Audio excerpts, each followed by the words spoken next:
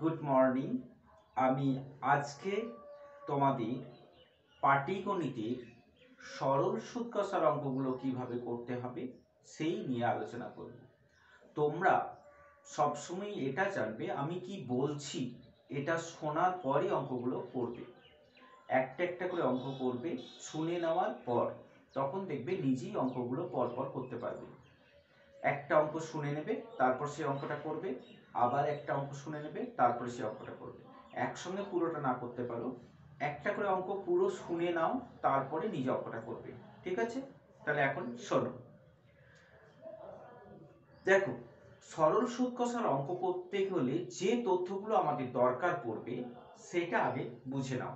এখানে কিছু টার্ম, কিছু শব্দ, যে শব্দগুলো সম্বন্ধে আমাদের পরিচিত হতে হবে। যেমন ধরো, প্রথমত সরল সুদ কষার অঙ্কটি যে শব্দ দরকার পড়ে সেটা হচ্ছে আসল।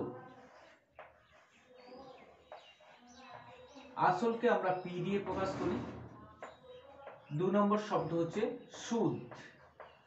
সুদকে আমরা আই দিয়ে প্রকাশ করি। 3 নম্বর শব্দ হচ্ছে সুদের হার। সুদের হারকে আমরা আর দিয়ে প্রকাশ করি। আর 4 নম্বর শব্দ হচ্ছে, এখানে আমাদের দরকার পড়বে সময়টা।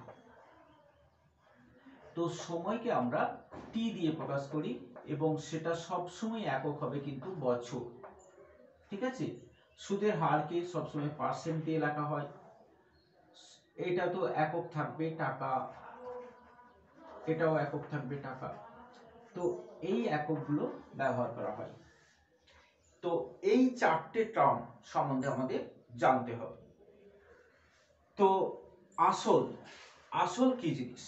আসল হচ্ছে যখন কেউ টাকা ধার নেয় বা কেউ টাকা ধার দেয়, তো যত পরিমাণ টাকা ধার নেয় বা যত পরিমাণ টাকা ধার দেওয়া হয়, অথবা কোনো কেউ যদি ব্যাংকে টাকা রাখে তাহলে যত পরিমাণ টাকা জমা রাখে, তো সেইগুলোকে বলা হয় আসল। এবার আসল টাকা, ধরো তুমি ব্যাংকে কিছু টাকা জমা রাখলে, কিছু সময় পর, সেটা 1 বছর হতে পারে, 2 বছর হতে পারে, 5 বছরও হতে পারে, কিছু সময় পর সেই টাকাটা কিন্তু একটু বেড়ে যায়।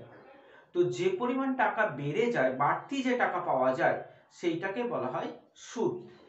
এগুলো কিন্তু আমাদের ভাষার মধ্যে, অঙ্কের মধ্যে পড়ে বুঝে নিতে হবে যে কোন জায়গাটা আসল, কোন টাকাটা সুদ। এটা কিন্তু পড়ে বুঝতে শিখতে হবে। ঠিক আছে?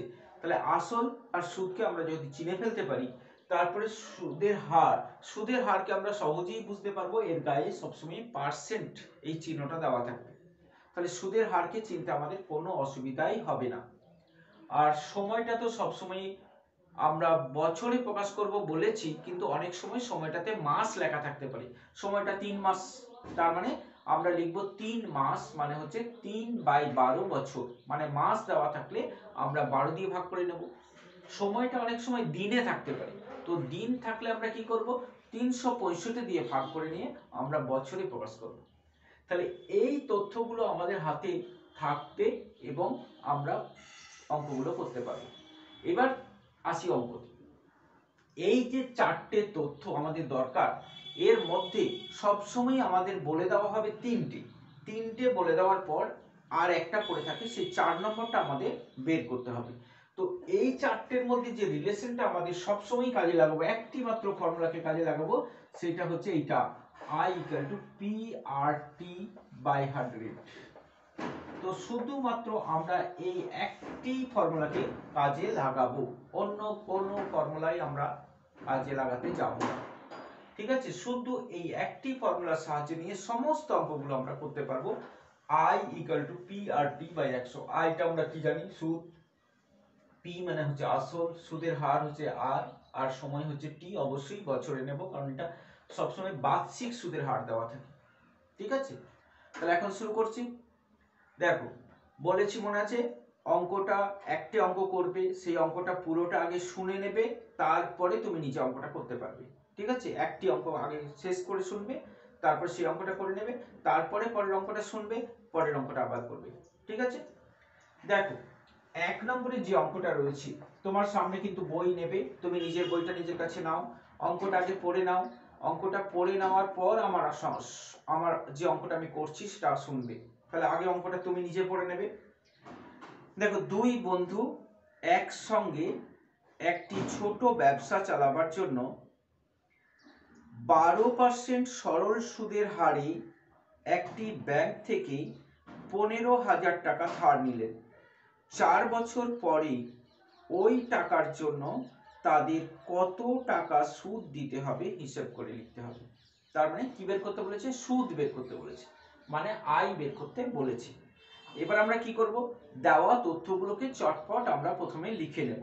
যেমন দেখো 12%, তো বলেছি পার্সেন্ট লেখা আছে মানে এটা সুদের হার।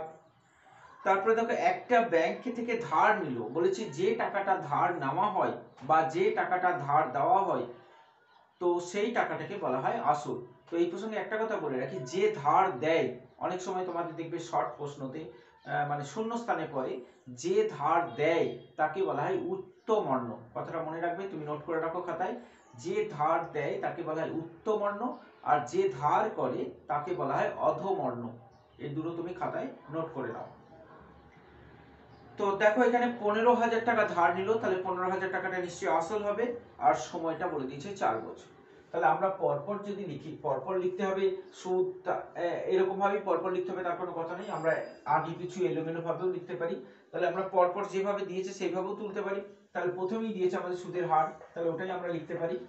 লেখা আগে পিছুর জন্য কোনো সমস্যা হওয়ার কথা নয়। তাহলে সুদের হারকে আমরা আর দিয়ে প্রকাশ করি। তাহলে আর সমান এখানে দেওয়া আছে 12%। তারপরেরটা আমরা লিখবো আসল। তাহলে আসলটা এখানে দেওয়া আছে 15,000 টাকা।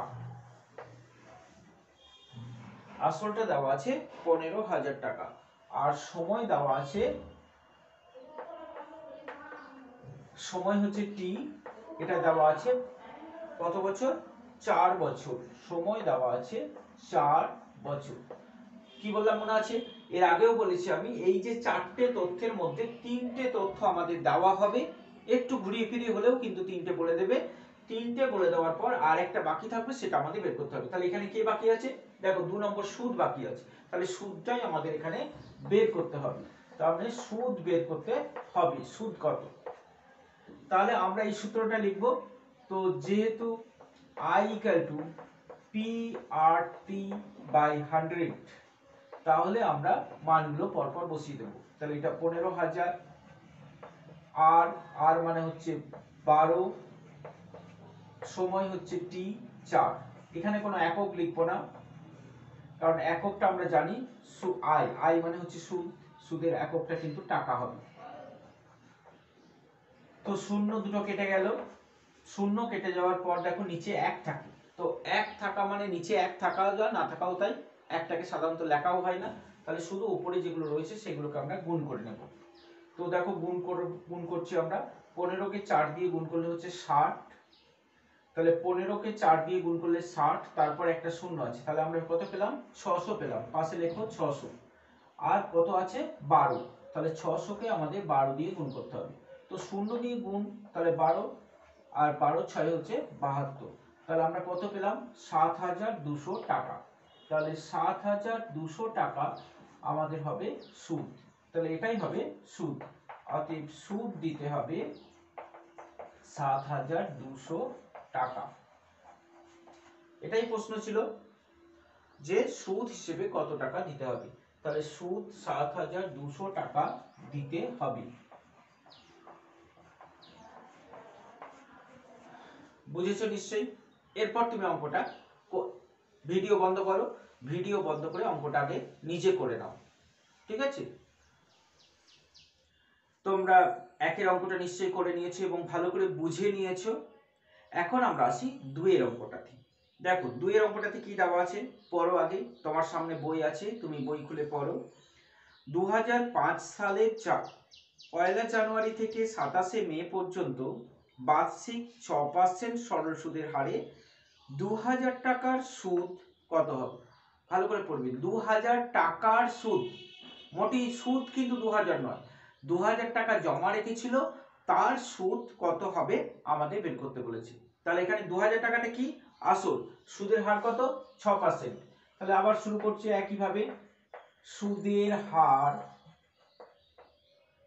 হার হচ্ছে আর, এটা বলেছে 6%। আসল, ভুল করবে না কিন্তু, এটা আসল কিন্তু। আসল হচ্ছে পি, মানে এখানে লেখা আছে, অনেক সময় এটা ভুল করে নাও তোমরা, কিছু কিছু যে 2000 টাকার সুদ বলেছে, মানে এটা সুদ 2000 টাকার সুদ, মানে 2000 টাকা জমা রেখেছিল, তার সুদ হচ্ছে তার সুদটা কত হবে সেটাই প্রশ্ন, সুদ কত হবে। তাহলে 2000 টাকা আমাদের জমা ছিল, সুদ কত হবে, তাহলে সুদটা কিন্তু প্রশ্নের মধ্যে আছে। আর সময়টা দেখো, তিনটে তথ্য দেওয়া থাকবে বলেছিলাম, কিন্তু সময়টা সরাসরি বলে দিল না কত বটে, তাহলে সময়টা আমাদের কিন্তু বের করে নিতে হবে। তাহলে আমরা সময়টাকে এখন কিভাবে বের করব দেখো, তাহলে সময় টি কত হবে সেটা আমরা এইভাবে বের করব। দেখো এখানে টাকাটা জমা রেখেছে কখন? 2005 সাল।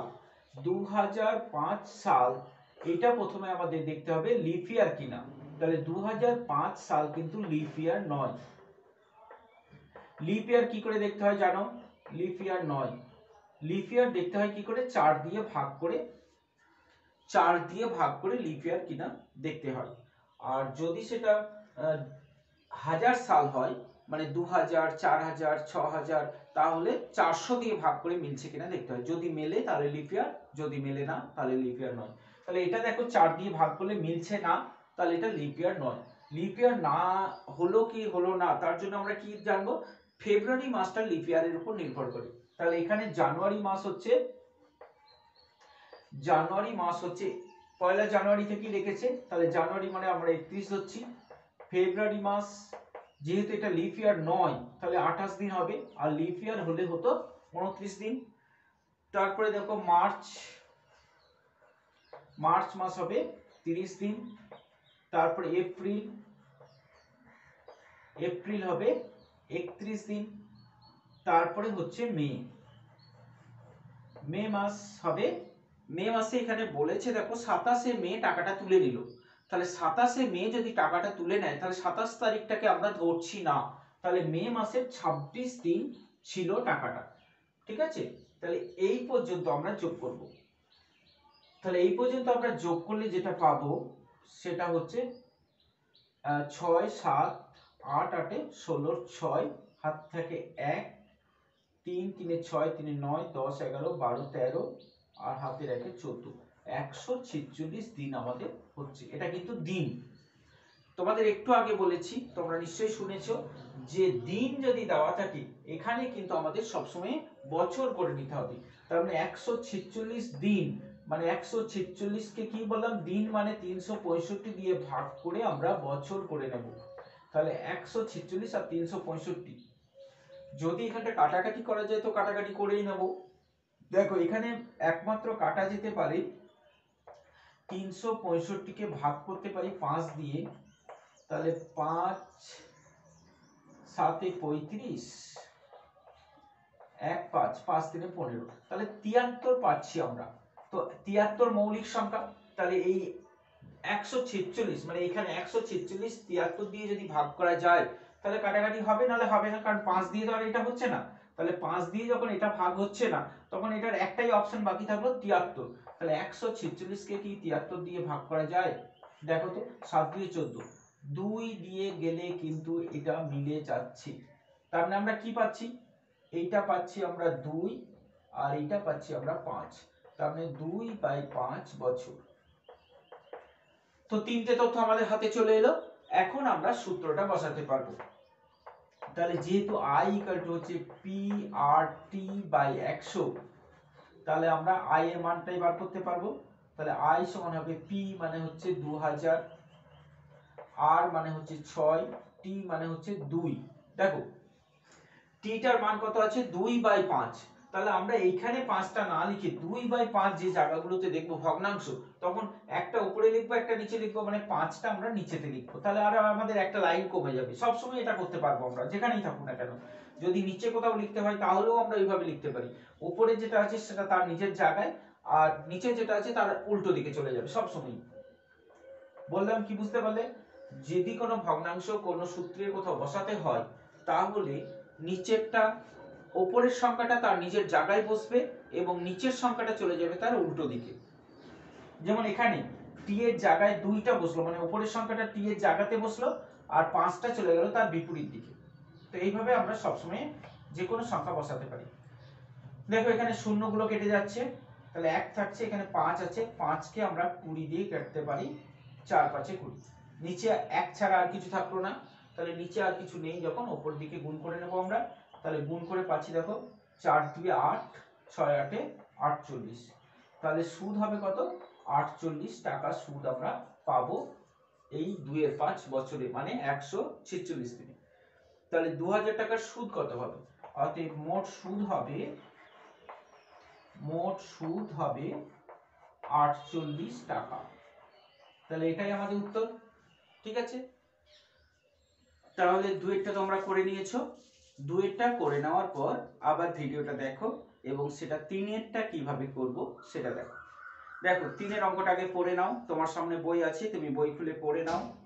বার্ষিক 8.13% সরল সুদে 960 টাকার 1 বছর 3 মাসের স্ববৃদ্ধি মূল। একটা নতুন শব্দ পেলাম, যেটা বলা হয়নি, আমার বলা উচিত ছিল। আর একটা টার্ম হচ্ছে স্ববৃদ্ধি মূল। তো স্ববৃদ্ধি মূল মানে কি? স্ববৃদ্ধি মূল, মূল মানে হচ্ছে আসল, আসলের সঙ্গে বৃদ্ধি হয়েছে, সে যে বৃদ্ধিটা হয়েছে সেইটা নিয়ে আসলটা। তো স্ববৃদ্ধি মূল মানে বৃদ্ধি সহ আসল। বৃদ্ধি বলতে কোনটা বললাম? একটু আগে বলেছিলাম, যে টাকাটা বাড়ে, যে টাকাটা বৃদ্ধি পায় সেটা হচ্ছে সুদ। তাহলে সুদ আর মূল, এটাকে সেই জন্য বলা হয় সুদে মূলেও বলা হয় শব্দটা। তাহলে কোনো সময় এটা লেখা থাকে, নোট করে রাখো এগুলো। কোনো সময় এটা সুদে আসলে লেখা থাকে, কোনো সময় এটা সুদে মূলে লেখা থাকে, সুদে মূলে, এরকম শব্দ এখানে ব্যবহার করা হয়। তাহলে স্ববৃদ্ধি মূল, সুদে আসলে, সুদে মূলে, কথাগুলো সব একই। তো এইটাকে বলা হয় সুদে আসলে, মানে সুদ আর আসল নিয়ে, মানে এর মধ্যে থাকছে পি প্লাস আই, সুদ আর আসল নিয়ে যে টাকাটা হয় সেটাই হচ্ছে স্ববৃদ্ধি মূল বা সুদে আসলে বা সুদে মূলে।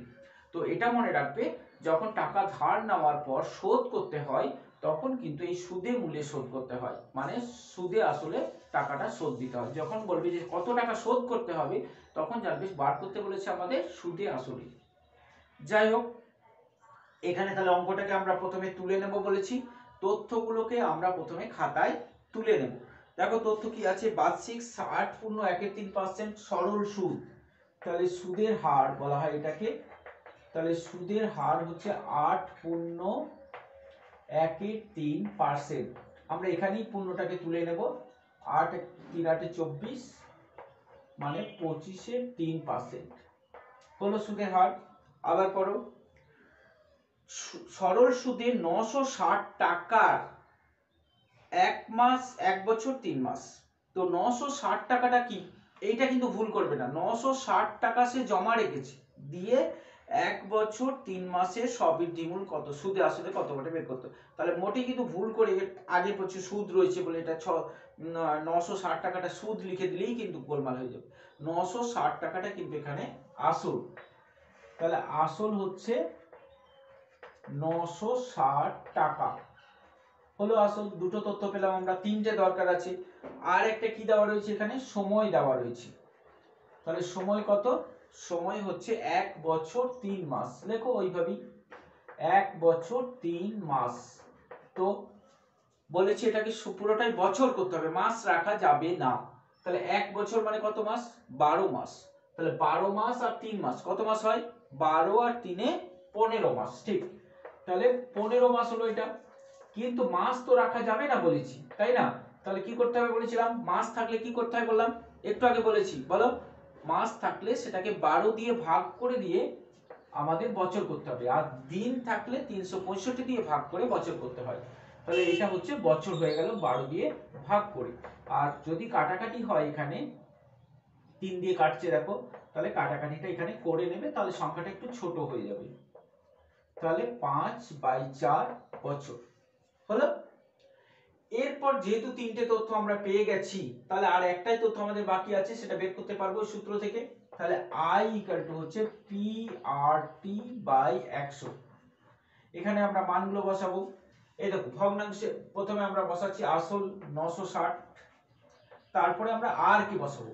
তো যখন ভগ্নাংশ, একটু আগে বললাম ভগ্নাংশ কি করবো বললাম, উপরের সংখ্যাটা তার নিজের জায়গায়, তাহলে আর এর জায়গায় বসবে 25, আর এই যে 3টা চলে যাবে তার নিচে, মানে উল্টো দিকে, যেখানে 25 বসিয়েছি তার উল্টো দিকে 3 চলে গেল। আর টিটা এখানে কত আছে 5/4, তাহলে 5 বসবে টি এর জায়গাতে, আর 4 চলে যাবে উল্টো দিকে, তাহলে এখানে গণিত দিয়ে আমরা 4 বসাবো। আর এখানে কত আছে 100 আছে, তাহলে এখানে 100টাও কিন্তু বসাতে হবে। হয়ে গেল বসানো। দেখো এখানে একটা শূন্য আছে, আমরা কাটতে পারছি। আর কি কাটতে পারবো, আর দেখো 3 দিয়ে আমরা এটাকে কাটতে পারছি, 3 3 9, 3 2 6, 4 দিয়ে এটাকে কাটতে পারছি, 4 8 32, 5 দিয়ে এটাকে কাটতে পারছি, 5 2 10।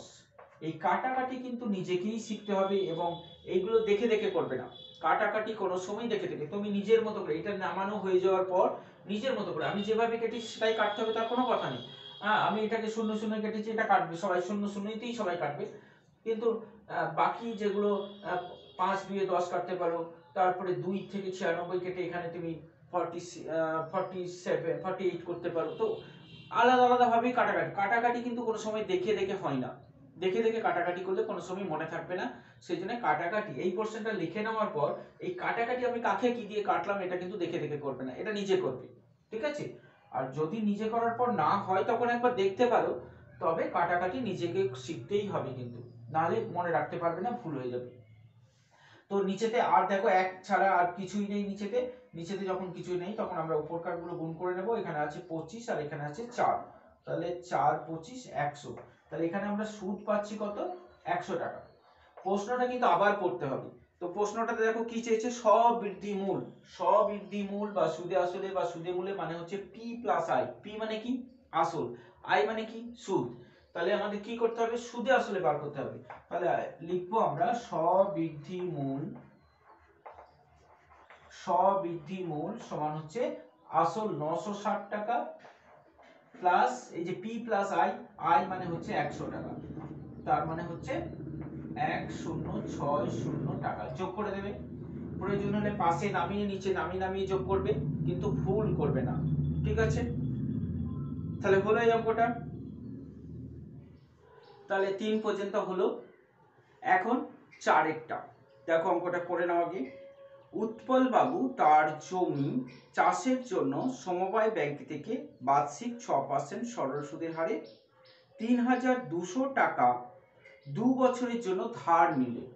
বাস আমরা এইটুকু আগে তুলে নিই খাতায়, তারপর আবার পরেরটা পড়বো না হয়। তাহলে কি বলেছে, সুদের হার বলে দিয়েছে 6%, তাহলে সুদের হার 6%। কত টাকা ধার নিয়েছে, ধার নেওয়া টাকা মানে হচ্ছে আসল, তাহলে আসল হচ্ছে কত টাকা ধার নিয়েছে, দেখো 3200 টাকা, তাহলে 3200 হচ্ছে আসল। কত বছরের জন্য ধার নিয়েছে, 2 বছরের জন্য, তাহলে সময় হচ্ছে আমাদের 2 বছর। হলো সময়। এরপর প্রশ্নটা পড়ো, 2 বছর পরে সুদে আসলে কত টাকা শোধ করতে হবে। তো যদি সুদে আসলে কথাটা নাও বলতো, যদি বলতো 2 বছর পর কত টাকা শোধ করতে হবে, তো শোধ করতে হলেই আমরা জানবো সুদে আসলেই শোধ করতে হবে। কখনোই শুধু সুদ বা শুধু আসল কিন্তু শোধ হয় না, শোধ করতে বললে সুদে আসলে শোধ করতে হবে। তার মানে আবার আমাদের 3টে তথ্য পেয়ে গেছি, এখান থেকে বের করতে হবে সুদটা বের করতে হবে। তাহলে আমরা লিখবো, দেখো এটা বছরই দেওয়া আছে, অতএব এটা আমাদের আর মাস বা দিন থাকলে তো বছর করে নিতে হতো। তাহলে আমরা লিখব যে যেহেতু আই ইকুয়াল টু হচ্ছে পি আর টি বাই 100, আমরা মানগুলো বসিয়ে নেব। পি মানে হচ্ছে 3200, আর আর মানে হচ্ছে এটা আর, এগুলো লিখবে, এটা পি আর এটা সময় হচ্ছে টি, ঠিক আছে। তাহলে আর হচ্ছে এখানে 6 আর টি হচ্ছে 2 বাই 100, দুটো শূন্য কেটে দিলাম, বাস সঙ্গে সঙ্গে নিচে আর কিছু থাকলো না, তাহলে উপরটা গুণ করে নিলে আমরা পাবো, দেখো 6 2 12 হচ্ছে, তাহলে 32 কে আমরা 12 দিয়ে গুণ করে নেব। 12 32 দুগুণে 64 আর 32 একে 32, তার মানে হচ্ছে 4 8 3, তাহলে 384 টাকা আমাদের সুদ হচ্ছে, কিন্তু সুদ নয়, ভালো করে দেখো, শোধ করতে বলেছি। শোধ করতে বলে সবসময় কি বললাম, সুদে আসলে শোধ করতে হবে। সুদে আসল বা সবৃদ্ধি মূল হচ্ছে পি প্লাস আর, অতএব সুদে আসলে হবে আসল 3200 প্লাস সুদ 384, তার মানে সুদে আসলে হবে 3584 টাকা। তাহলে 3584 টাকা দিয়ে তাকে শোধ করতে হবে। সুদে আসলে এত টাকা শোধ করতে হবে, তাহলে 3584 টাকা শোধ করতে হবে। ঠিক আছে, তাহলে এটাই উত্তর। 4 নম্বর হয়ে গেল। এবার 5 নম্বর, পরের অঙ্কটা আগেই পড়ে নাও সবাই। বার্ষিক 5.25% সরল সুদের হারে শোভা দেবী একটা ব্যাংকে কিছু টাকা জমা রাখেন। কিছু টাকা জমা রাখেন, কত টাকা জমা রাখলেন কিন্তু বলল না। 2 বছর পর তিনি সুদ হিসেবে 840 টাকা পেলেন। তাহলে 840 টাকাটা কি সুদ হিসেবে পেলেন, মানে ওটা কিন্তু সুদ। তাহলে সুদ পেয়েছেন 840 টাকা। কত টাকা জমা রেখেছিলেন, মানে এখানে জমা টাকা মানে আসল কিন্তু বের করতে বললো, তাহলে প্রশ্নটা থাকলো আসলের উপর। তাহলে আমরা তথ্যগুলোকে আগে তুলে নেবো বলেছি, যা যা দেওয়া আছে আগে তুলে নেব। তাহলে প্রথমেই আছে সুদের হার, ওটাই লিখবো, যা প্রথমে পাবো, আগে পরে কিছু নেই, যেটা প্রথমে পাবো সেটাই আমরা তুলে নেব। তাহলে সুদের হার মানে আর, তো আর হচ্ছে এখানে 5.25%। ঠিক আছে, সুদের হারকে তো আমরা সহজেই চিনতে পারি, এর গায়ে পার্সেন্ট লেখা থাকে। কিছু টাকা জমা রাখেন, সময়টা বলে দিয়েছে, পরপর যা যা তথ্য পাবো আমরা পরপর তুলে নেব, আমাদের আগে পরে কোনটা আগে তুলবো কোনটা পরে তুলবো এরকম আমরা বাঁচতে যাব না। তাহলে সময়টা বলে দিয়েছে 2 বছর, বছরেই আছে আমাদের, এটা দেখে নেব বছর আছে কিনা, সবসময় ওটা 2 বছরই আছে। আর সুদ পেয়েছেন, তাহলে সুদটা কিন্তু এখানে বলে দিল, সুদ মানে হচ্ছে আয়, তাহলে আয়টা বলেছে 840 টাকা। ঠিক আছে, আর প্রশ্নটা কি, আসলটা আমাদের বের করতে হবে, আসল মানে পি বের করতে হবে। ঠিক আছে, তাহলে এতক্ষণ পর্যন্ত আমরা যে অঙ্কগুলো করলাম সবগুলোতেই সুদ বের করেছি, এখন আমরা আসল বের করতে হবে। তার জন্য কি সূত্র পাল্টাবো? কখনো না, সূত্র পাল্টাতেই যাবে না, আমাদের একটাই সূত্র ব্যবহার করব এবং এই সূত্র দিয়েই সুদে আসলে যত অঙ্ক আছে সব করব। দেখো, তাহলে আমরা যেটা জানি, আমরা জানি একটাই সূত্র, সেটা হচ্ছে I = PRT/100, এটাই আমরা জানি। তাহলে এখানে কি করব, যার জায়গায় যেটা আছে সেটা বসিয়ে দেব। তাহলে I মানে 840, এ কোথায় বসবে, I এর জায়গাতে বসবে। ঠিক আছে, I এর জায়গাতে 840 বললো। তারপরে P আছে, P এর মান তো আমরা জানিই না, তাহলে P টাকে লিখবো না, P টা P থাকবে। R আছে, R মানে হচ্ছে 5.25, যা আছে তাই বসিয়ে দেব। T, T মানে হচ্ছে 2 হলো, এই লাইনটা হয়ে গেল। নিচে আছে কত, 100। সবসময় অঙ্কের নিয়ম হচ্ছে উপরের লাইনটা দেখে দেখে নিচের লাইনটা লেখা, যেখানে যা আছে সেখানে তার মানটাকে বসিয়ে দেওয়া। তাহলে পি আর টি বাই 100, এখানেও পি, এটা আর এর মান, এটা টি এর মান বাই 100। ঠিক আছে, এরপরে আমাদের কি করতে হবে, এইখান থেকে তো পি এর মানটা বের করতে হবে। তো এইখান থেকে আমরা অনেক সমাধান করেছি এর আগে, সমাধান করতে গেলে এখানে যদি x থাকে তাহলে কি করতে হয়, তো এরপরে দেখো এখানে 1 তো আছে, বা এখানে যদি কিছু কাটাকাটি করে নিতে পারো, এখানে দশমিক কি করে তুলতে হয় এটা তোমরা শিখেছো নিশ্চয়ই এর আগে। তো এখানে দশমিক আছে, আমরা প্রথমেই দশমিকটাকে আউট করলাম। তো দশমিকটাকে আউট করতে গেলে এখানে কটার পর দশমিক, গুনে নাও, তুমি গণো, 1 2, দুটোর পর দশমিক। কি করব আমরা, নিচেতে যেদিকে দশমিক আউট করলাম তার উল্টো দিকে দুটো শূন্য বসাতে হবে একের পর। দুটো শূন্য কোথা থেকে পেলাম, এখানে দুটোর পর ডান দিক থেকে দশমিকটা গুনতে হয়, দুটোর পর দশমিকটা রয়েছে, সেই জন্য আমরা দুটো শূন্য বসিয়ে দিলাম। ঠিক আছে, দশমিকটা উঠে গেল। এখন আমরা এখানটা কাটাকাটি করতে পারি। দেখো আমরা এখানে কাটতে পারি 25 দিয়ে, 25 দুগুণে 50, যদি 25 দিয়ে কাটতে না পারো 5 দিয়ে কাটবে, ভাগ করে নেবে, তো পাশে ভাগ করে করে বসাবে, কোনো অসুবিধা নেই। তাহলে 25 দুগুণে 50, 2 থাকছে আর 5, 2 5 25, দরকার হলে একে 25 দিয়ে ভাগ করে নেবে, কিন্তু ভুল করবে না। ঠিক আছে, তাহলে 25 দুগুণে 50 আর 2 5, তাহলে 25 একে 25 মিলে গেল, 25 দিয়ে ভাগ, তার মানে এখানে আমরা পেলাম 21।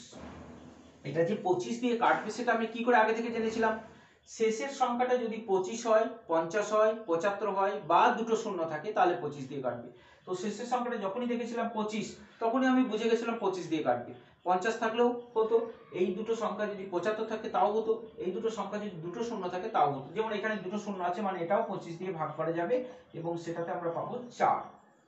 2 দিয়ে 4 কাটছে, তাহলে কেটে আমরা এটা পেলাম। এরপর আমরা কি করব, এরকম সরল আমরা করেছি, কোনাকুনি গুণ করতে হয়। তাহলে যেহেতু এইদিকে পি রয়েছে, এই দিকের গুণটাকে আমরা আগে করছি। তাহলে 21 আছে আর পি আছে, তাহলে এখানে আমরা বা লিখব 21 পি সমান হচ্ছে এই দিকের গুণ। তো এই দিকে যা যা আছে গুণ করতে হবে না, 840 আছে, 2 আছে আর 100 আছে, বসিয়ে দেবে। গুণ করার দরকার নেই, 840 2 100 পর পর বসিয়ে দেবে। 840 2 আর 100 হলো। এখন আমরা লিখব পি কত। তো এরকম আমরা সমাধান আগে করেছি, সেই জন্যই আমি এরকম পথে চলে এলাম। এই পথটাই সুবিধাজনক লাগবে তোমাদের একটু পরে। তাহলে 21টা এখান থেকে গুণ আছে, নিশ্চয়ই এদিকে এসে ভাগ হবে, আর 21 আর 840 নিশ্চয়ই কাটাকাটিটা হবে। তাহলে 840 কে তুমি কিন্তু 21 দিয়ে ভাগ করে নাও। কবার যাবে দেখো, 4 যাওয়ার সম্ভাবনা বেশি, কারণ 4 দুগুণে 8 হচ্ছে। তাহলে 4 একে 4, 4 2 8 মিলে যাচ্ছে, তাই না? তাহলে শূন্যটা এখানে পাঠিয়ে দাও, তাহলে 40। তাহলে এটা কিন্তু 40 দিয়ে কেটে গেল। 40 দিয়ে কেটে। তাহলে 40 দিয়ে যদি কেটে যায়, তাহলে আমরা কিন্তু বের করতে বলেছে আমাদের পি এর মান। তাহলে আমরা পি সমান লিখতে পারছি, দেখো নিচে তো আর কিছু নেই, তাহলে উপরকার গুলো গুণ, গুণ করলে মানে 40 দুগুণে 80, 40 দুগুণে 80, তারপরে 100 আছে মানে দুটো শূন্যকে এখানে বসিয়ে দেবে। তাহলে পি কত হলো 8000। তাহলে পি মানে কি আসল, তাহলে আসল কত হলো, কত টাকা জমা রেখেছিলেন, তিনি 8000 টাকা জমা রেখেছিলেন।